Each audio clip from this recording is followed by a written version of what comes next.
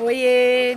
Espero que estejam todos bem. Hoje nós vamos falar um pouquinho sobre a racionalização de denominadores. Vamos lá? Vamos lá, racionalizando denominadores. Então, para começar, né, eu gostaria de fazer uma pergunta a vocês. O que será que é mais fácil? 1 dividido pela raiz de 2 ou raiz de 2 dividido por 2? Bom, para entender um pouquinho melhor essa pergunta, ó, coloquei aqui 1 dividido pela raiz quadrada de 2, que é 1,414213,562, ou a raiz quadrada de 2, que é 1,414213,562, dividido por 2.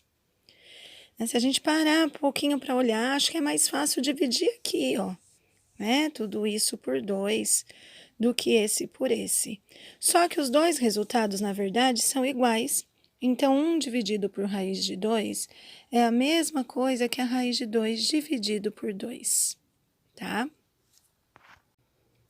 Bom, se são iguais, 1 dividido por raiz de 2 é a mesma coisa que raiz de 2 dividido por 2, vamos fazer do jeito mais fácil.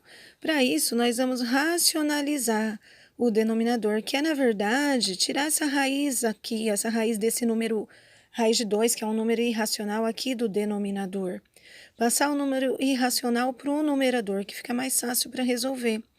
Para isso, nós vamos encontrar uma fração equivalente a essa. Para encontrar a fração equivalente, eu tenho que multiplicar o numerador e o denominador por um mesmo número. E aí nós vamos multiplicar pela raiz de 2. Por quê?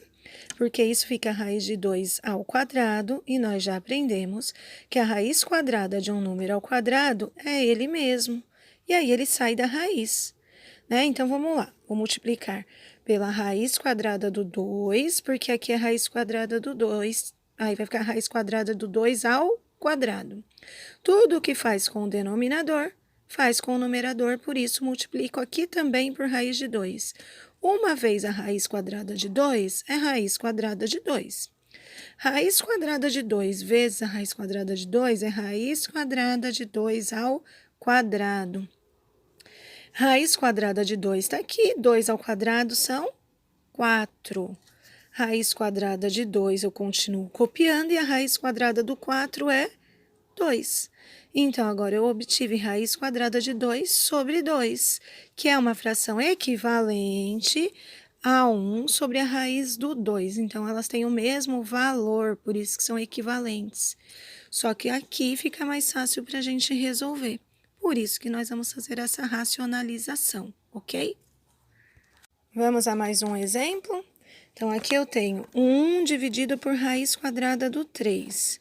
Então, seguindo o que nós fizemos anteriormente, vou multiplicar pela raiz quadrada do 3, para ficar 3 ao quadrado.